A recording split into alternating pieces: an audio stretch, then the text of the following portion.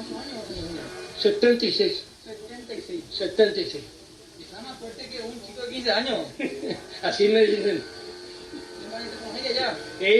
Adiós, gracias. Soy muy sano. Gracias a Dios. A las 3 de la madrugada me levanto hace 20 años. Y eso me hace bien, la recorrida. Ahora que este 14 días que me quedé, me pesó un poquito.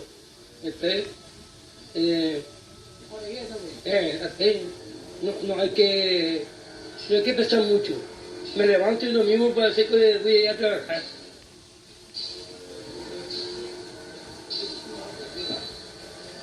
¿Cómo? Y ya tocó. Como dice en una parte, ¿por qué tenéis miedo si yo estoy al lado vuestro? Hay que cuidarse, eso dijo Jesús. ¿Por qué tenéis miedo si yo estoy al lado vuestro? Estoy con ustedes. Hay que cuidarse, tenemos que cuidarnos. Y no hay otra, tenemos que quedarnos. O si no, ya yo topa, bueno, hombre, yo topa, estamos en el cementerio. Ya, déjame.